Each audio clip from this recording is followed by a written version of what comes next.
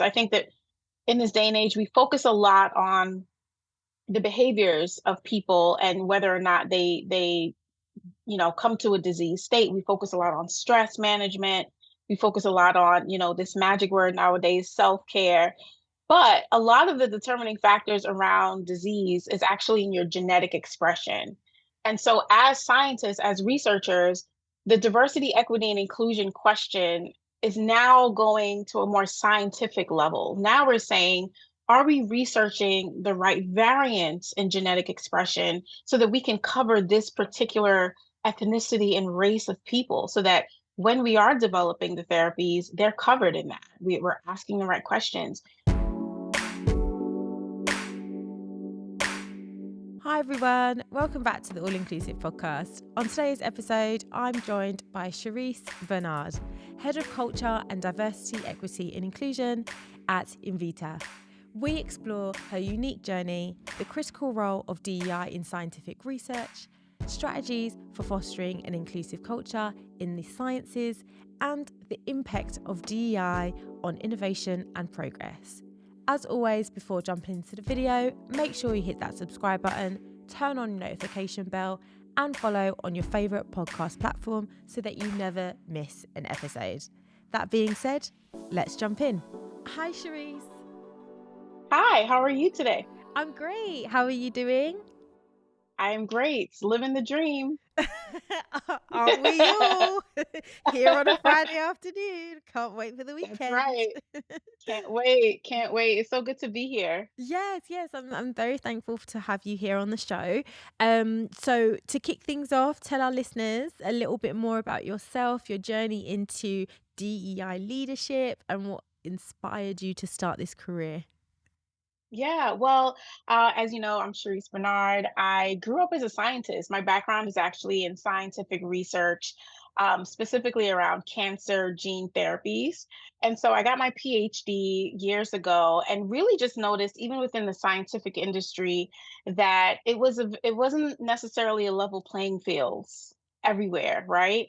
And so when you think about scientific research, that's one industry that kind of has to be level and has to be very representative of different gender, races, cultural backgrounds, ethnicities, because we're trying to create therapy for the world. And so we want to be able to reflect what the world is going through and experiencing regarding their health. And so in graduate school and kind of going through my scientific career, I just started noticing, wow, like we're not really asking very inclusive questions. The scientific research and the approaches that we're taking may not be completely equitable. And that was where I first started thinking about DE&I. I didn't actually know what the name of the field was back then.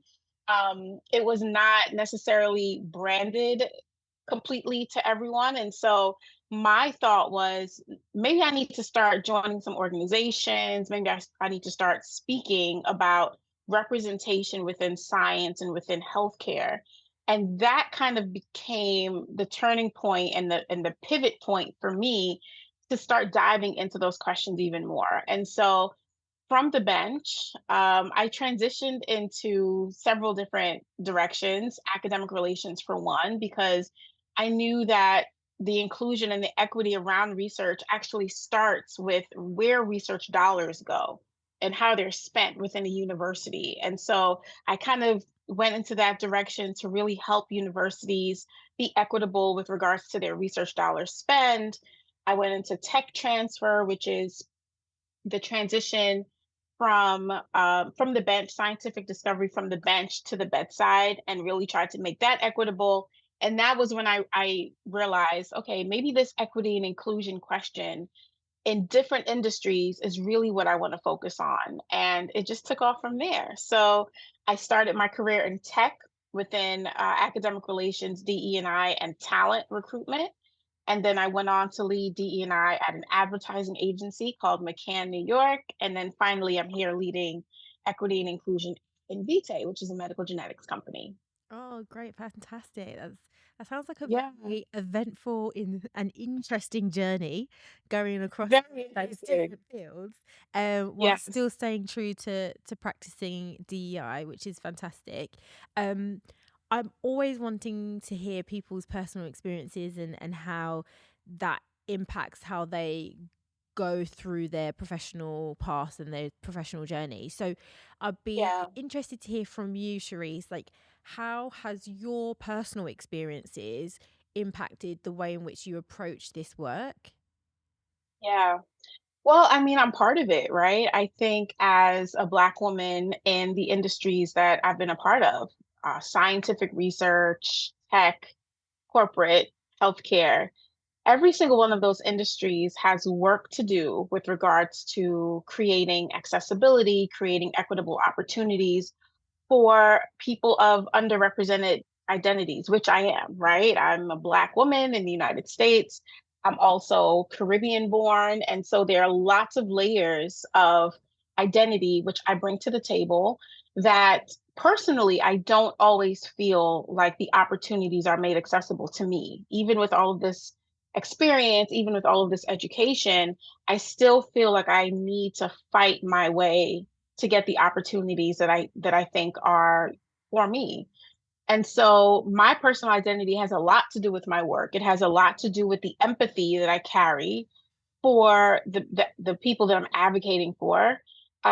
We don't all have the same experiences, but what I do know is that when you have a marginalized experience, not only in this country but all across the globe, there are certain hallmarks of that experience that requires advocacy and requires allyship. And I think even with my own experiences, I find that to be the driving force behind helping other people not experience those inequities. Mm. And I think the field that you're currently in now, Yeah. especially scientific research, is one that I think diversity is just crucial. Um, Yeah. so, I mean, from your perspective, why is having a diverse research team like an absolute must? Like, why do we need this? Well, you said it, it's crucial because scientifically, if we don't ask the right questions, we will not research that area. And I'll give you an example. If you are from a certain part of Africa, your actual genes and the gene expression from those genes are going to be different from someone who is from Switzerland, for example, right? And that gene expression and the presence of those genes that are being expressed determine how you respond to challenges within the environment. So if you are around a lot of toxicity, maybe there's a company nearby that has toxic fumes, or if you're around a smoker, or if your diet maybe isn't the best, the way that your genes are expressed because of your genetic background will determine how your body responds to those stressors in the environment. So that could be the difference between whether or not you develop heart disease, diabetes, cancer. It can really be the difference. I think that in this day and age, we focus a lot on the behaviors of people and whether or not they come to a disease state. We focus a lot on stress management. We focus a lot on, this magic word nowadays, self-care. But a lot of the determining factors around disease is actually in your genetic expression. And so, as scientists, as researchers, the diversity, equity, and inclusion question is now going to a more scientific level. Now we're saying, are we researching the right variants in genetic expression so that we can cover this particular ethnicity and race of people so that when we are developing the therapies, they're covered in that. We're asking the right questions. Another example that I love to talk about is researching women's, menstruation products. We just started using actual blood to research those products, and women have been having menstruation cycles for hundreds of years It's since it's time began. It's absolutely wild. It's wild to Yeah, think about because I saw this come up recently as well, and I was horrified. I was literally like, horrified. because you just automatically, maybe it's me being naive, but I'm pretty sure other people felt the same. Oh yeah, All women. absolutely. I feel We like just all women assume. around the world just assumed We just assumed. that they would Yes. have tested on blood. I mean, it's not like they don't have access to it. Yeah, So, there's access to blood, trust me. And so even that, like that seems like something so intuitive to know, but they've been testing it with water and like colored watery liquids. And it's like that does not represent blood at all. So even that is an equity issue. That is a representation and inclusion issue because if we want the best products and we want products that are going to be representative of the actual experience of women every single month for most of their lives, then we have to ask better questions. I think inclusion and equity for me is what questions are you asking? Even when you're asking the question, who's in the room that needs to be here? If you're asking the question, what are we missing? What is our blind spot? It as a scientist, questions are the hallmark of creating equity because if you're not asking the right questions, then no one will think about it at all. And so there's so many, I mean, I could be here forever talking about examples of a lack of equity or inclusive approaches in science. But what I'm really focused on today is kind of the genetics of it all and what shows up in our genes that we really need to focus on with mm, regards to research. I feel like knocked the nail on the head. You've knocked the Yeah. nail on the head. That's it. That's the term. I got it out. Yeah. Yeah, you did. You did. So what steps do you believe kind of organizations should take to ensure that their teams are diverse? Yeah. Well, that's a great question. There's so many different schools of thoughts on the relationship and, the levels of importance between diversity, equity, and inclusion, right? We say all of those words together. It's a buzzword now that we're in 2024. Everyone is just saying DEI, DEI. One of the things that I'm always thinking about is when we think about representation, it's not enough to just get people in the seats and people through the doors. They have to be coming into an organization and an ecosystem that is welcoming to them, that creates belonging for them, that creates inclusivity. They have to come into an organization with policies already in place that promote equity. And so when I think of kind of the interplay between these three words, I actually think it's really important to focus first on inclusion and equity and then focus on representation. And really just so that when you are making this hiring push and when you are making sure that the representation is there and the diversity of thought in addition to gender, race, culture, ethnicity, all of the age, right? Generational diversity is also a conversation that's creeping up right now. um, when you are thinking about that, you want to make sure that the organization is set up and ready for them. It's very similar to, I don't have kids yet, but when you are having a baby, you have to prepare your home for the baby, right? Like you're not going to have outlets just hanging out, sharp edges. You have to prepare your home for the baby. And I use that example with organizations to say you can't just do all of these hiring pushes to ramp up your representation and not prepare your organization. Act like you're having a baby, make the home safe for the baby, make the home conducive for the baby, make the home so that the baby is safe, the baby can thrive. And that's exactly what organizations have to do. We don't have to stop or pause hiring, but what we also have to do simultaneously is make sure what is my pay equity policy? How do I measure pay equity? How do I ensure that our teams and our meetings, for example, are running smoothly to the point where someone can have their voices heard and, their ideas heard and acted upon? How do I make sure that even my benefits team is creating opportunities and accessibility to all of the benefits for everyone and not just the majority, right? These are the questions we have to always ask and prepare the home for the baby. And I just use that example because people get that. Mm, If I talk about pay equity analysis and people are like, I don't even know what that is. I don't know why we need to have it. yeah. But if I say, how do you prepare your home for a baby? Everyone knows you start to nest, you start to you know, smooth those rough edges. Oh, is this safe to have in this room? And then you move things out, you rearrange furniture. Even for a dog, you're gonna a puppy. I have a puppy right now. You move things around because you're like, okay, this could fall on the dog. He might hit his head here. He might And so bite it's the this same corner of thing. my chair Right. and ruin it. Right. He might bite this. Um, and so preparing your organization and creating equity is very similar to bringing a new uh a new being into your home and how you have to prepare your home for that. And actually moving into a conversation about kind of being prepared, and once they're in the door, like what is the culture, what's that environment like? Workplace toxicity is a significant barrier that we hear about. People are Mhm. facing, all kinds of people face it. It's one, I think it's a topic that is relatable to most people. We Yeah. know more so for those that are from underrepresented groups, people like yourself and me. Um, so how do you go about identifying and addressing those sorts of toxic behaviors?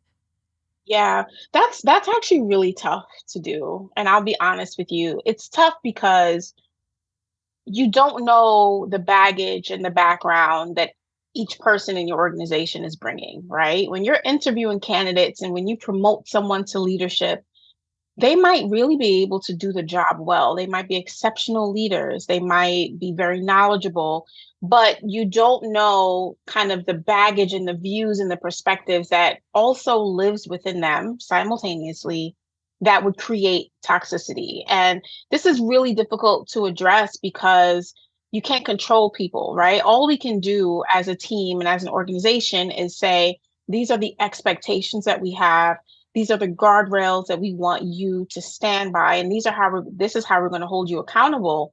That's our role, but we can't necessarily control people. And so to answer your question, um, I think it's really important to talk about these things. I think especially after, the social justice movement of 2020, it's been more normalized to have conversations about this in the workplace. I don't think we've used the word workplace toxicity as much as we have in the last 4 years. I think we're finally to a place where we can talk about it, we can address it, we can define it. And because we're now in that place where we started to define it, we can now address those things by new policies, role modeling, right? Having leaders role model what it looks like to have healthy team cultures. And then the accountability part. What's going to happen if you consistently create toxicity for your team? How are you going to be held accountable? And I think that's really the toughest piece of it. One of the things that I think is very effective is just as an organization has goals for the entire organization, your team has goals, and then each individual has goals. I would love to see organizations and teams have goals for culture within their team, right? So if one of your organization's values is treat everyone respectfully and really prioritize civility, if that's a goal, if your team is not meeting that goal, it should be treated the same way as if your team is not meeting their fiscal goals. What happens when your team does not meet their numbers? They have meetings, they talk about different strategies, they say, how are we going to meet this next quarter? It should be the same thing for culture goals. If we are not being civil towards each other, and if our team is creating a toxic work environment that is not prioritizing, respectfulness, and civility and equity, let's treat it the same way that we would if our team were not meeting fiscal goals. Mm, And that's something that I want to see normalized across companies. Let's have culture goals and fiscal goals. I love That's that. I think that would be a win. Yeah, no, definitely. I totally agree. And I think also what I am finding is that you touched on it, that this accountability piece is, yes, we're Mhm. expecting senior leadership to kind of come down on this, but also those within the team. Like I feel like when we're talking Yeah. about workplace toxicity, like no longer is it kind of a behind closed doors, so and so this has happened, and then all of a sudden this person no longer is in the organization. I feel like a lot of the Right. time now, people are having the courage to speak up about Yeah, the culture, how they're feeling right. with senior leadership. So even if they're not holding the leader accountable, you best believe that everyone else in the team is going to have something to say about it and is going to want to do something about it. Um, Definitely. so how can we, what would you say in summary, if we're going to be, for those that are kind of working in DEI, working in HR, they're starting off their Mm. career, so they're early on their journeys. Because I know there's seasoned leaders that listen to this, and you've obviously, you guys, I know who those seasoned leaders that are listening. I already know that you guys have got your tools in your shed. You know the game plan when it comes to any confrontation or about workplace toxicity. But for the ones that are on the early stages in their career, what would you say is the three key steps that they should be taking when it comes to this work? Yeah. This is tough because a lot of this is on the job training. The first thing I would say, though, is get to know your leaders in a way that is a healthy relationship so that you are in a place of influence with them, right? That really, the trust between a DE&I leader and the other leaders within the organization is very critical because what normally happens is things come across the desk of the DEI leader normally when it's reached a point that is to no return. It's always an emergency. When it comes to us now, it's like this team is almost falling apart. It's kind of tough, and so you want to be able to have influence with your leaders and honestly with key people within the organizations, key stakeholders that will be able to speak to workplace culture and inclusion before anything urgent happens or before anything egregious happens, right? You want to be able to have be more proactive than reactive as a leader. And so the only way that you can be more proactive than reactive is if you really do the work to develop relationships and to develop trust and psychological safety with your leaders, right? Have one-on-ones with them. Have office hours. I think DEI office hours is really cool because what you can do is you can just make yourself available for someone to come in and just ask a question. Hey, what does it mean to call in versus call out? I think that's kind of a common question I'm getting. How do you know when to address something in the moment versus when to kind of hold back and schedule a one-on-one with someone? Really common things that are very nuanced that people are really looking for answers for. Make yourself available, and that really develops the trust. The second piece, and this is so critically important, I think we spoke about this before. DEI leaders, I mean, all leaders should be doing the work outside of work. I am a huge fan of doing the work outside of work. And when I say the work outside of work, we have to do whatever is necessary to be able to come to work in a calm, precise, uh, healthy way. And that looks different for everyone. For me, it means meditation daily when I wake up. I just kind of meditate. I affirm myself. Because even if I'm doing this work, I am still showing up as an underrepresented, marginalized identity myself. So I'm still showing up as the people that I'm trying to advocate for. I'm showing up as an identity that needs allyship. And so, in order for me to kind of be of service and be that advocate, I myself have to be in a place of uh, as least friction as possible inside of me. Right. And so, it looks different every day. It might be, meditation, it might be getting a really good workout in, right? The connection between your mind and body is a real thing. So work out your body, your mind gets calm. And obviously, this isn't going to be perfect every day, right? We're human, we're having the human experience. But as much as I can, I try to do the work outside of work so that I can show up in a consistent manner, in a healthy manner, and show up for service. That's this role is about service. It's not necessarily about being seen. It's not one of the roles that's glamorous. It's not glamorous at all. It is really a role of service. You're helping to advocate for other people. You're creating pathways to equity and to make sure that everyone has access. And so anyone who's in service constantly will get those days where they're tired. You're tired of serving. Um, but then you remember, what you're doing it for and the impact that it could make across different organizations and companies, and it motivates you again. And so that leads me to my third thing. Really understand the why. You have to understand your why. Um, DE&I practitioners have to be clear on their why they're doing it, what's important to them, how it relates to their purpose, how it relates to their kind of core values. If your core values aren't necessarily aligned with this work, you will struggle more than others because it's almost like you're going against yourself, right? So what I would also advise for D&I practitioners is to really sit down and figure out, what are my core values? What is it that I believe in? What does it mean for me to level the playing field? Do I actually believe that the playing field should be level? I have come across D&I practitioners who are working in this space who don't actually believe in equity at all. They don't believe in it. Wow. They, it's a, right. Exactly.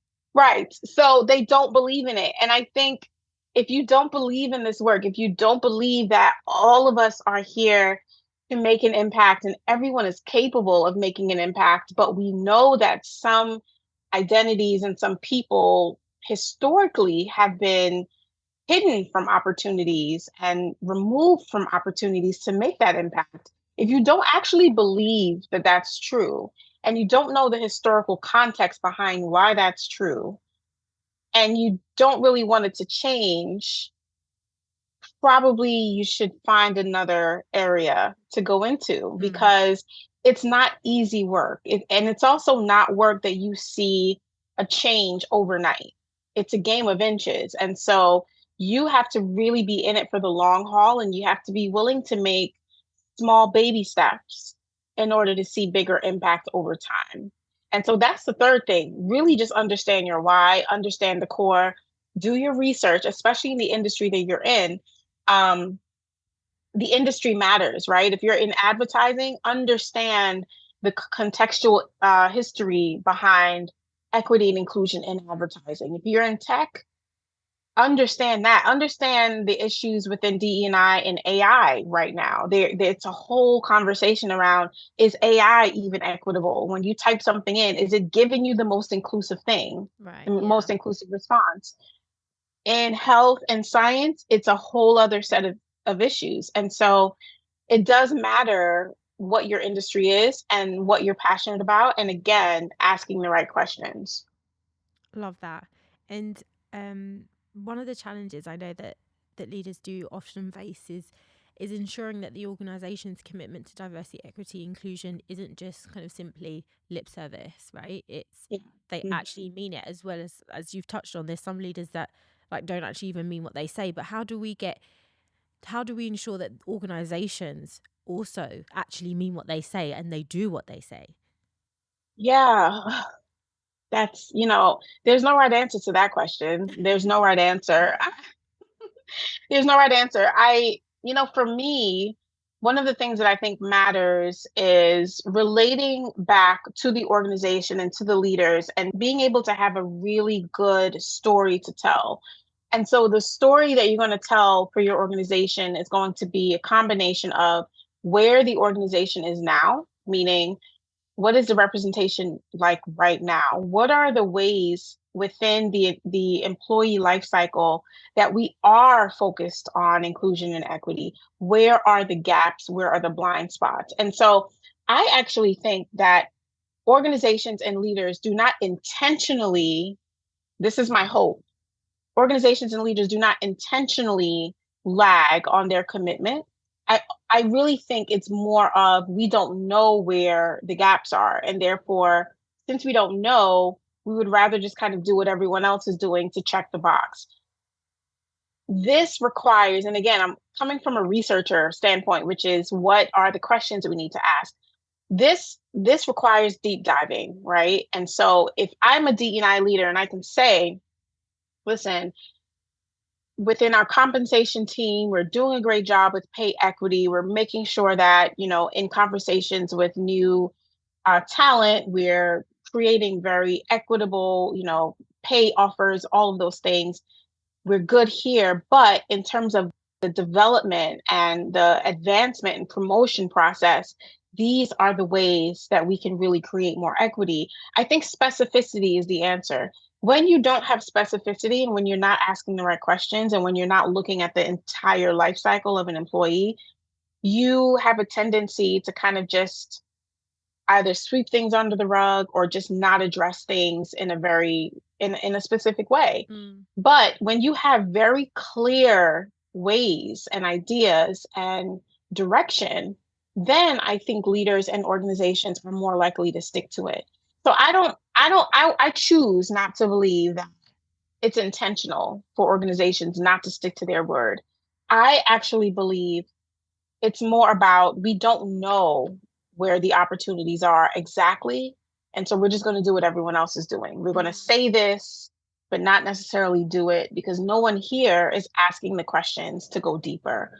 And as a DEI practitioner, that's part of your job is to go a little bit deeper, ask the questions, really look at the policies and the way that the organization is doing things and go deeper. And when you can go deeper, that's when the specificity happens. And that's when I think you can make a real impact. No, I agree, and I know that we talk about this as well a lot, and I've heard from a lot of leaders that say like that your data is your way to be able to get that deep dive, to get those tangible numbers, to understand like where are your potential gaps may well be, rather than just going with what everyone else is doing. Mm-hmm. So it would be interesting to hear from you, like what's your take on that side of things, on like that data driven kind of Oh, DEI yeah. approach. And for you, how do you pull all the data? Because I mean, when I look at people analytics, it's an absolute minefield. Like I'm not even going to pretend that I understand even a smidge. Yeah. um I get so that. Yeah. what are your thoughts on it? Data is the way you tell stories. That is the basis and the foundation of storytelling. And again, other teams within our organizations use data on a regular basis. The finance team, they cannot they cannot make accurate, calls about earnings if they're not using the data from the previous quarters. Advertising teams within the organization has to have a really good foothold on who the advertisers are, who the market is, what the market might want in order for them to partner with advertisers. And so the organization knows how to use data already. We're just not used to using data like this. And so I think that if we can demystify using data around people and identity and information, then we will get to like the demystification of it all is the first step, and that's the hardest step. Just demystify. We're using data in every other way, but we're not using it for our people. And I think um normalizing the fact that we need people analytics in order for us to make very informed decisions about the people journey and the talent journey, that just needs to be normalized. And so that takes people talking about it. That takes a really strong kind of talent and chief people officer to really advocate for that. You also should have a people analytics team, um, because a lot of D&I practitioners are not data analysts at all, right? We don't necessarily crunch numbers. We have to partner with people analytics to say, hey, can I have a monthly report on who were our new joiners, who are our new leavers, what is their identity, and then also being mindful of in your region what data is lawful to be collected, right? I know in the US we can collect data around veteran status and race and gender. Other parts of the world that's not lawful yet. And so you also have to be very mindful of that. I know this is particularly tricky for organizations who have a global presence. You know your data in the US, but in other parts of the world, you're not allowed to collect this identity information. And so you kind of have a very skewed look on only one region of your organization. So that can be very tricky and really requires a lot of navigation. But you have to start somewhere. And I think the first step is in demystifying the idea that if we can use data for our financial goals, and if we can use data for our advertising goals, and if we can use data for our engineering teams and what we need to create, we can also use data for this team. Yeah, so it's normalizing the idea, and then using the people within our teams that have that talent to, again, I keep saying this over and over, but asking the right Ask the right questions. questions. Literally, Yeah, just as simple as that. If only. But it's so no, I think simple. it's a crucial, it's a critical take, and it's I think it's the best approach to take in order to create Mhm. sustainable change, is to have that mindset of Yeah. we need to ask more questions. Um Mhm. Thank you so much, Cherise, for all of the Thank you. insights that you shared today. Like it's been amazing. This conversation's been fantastic.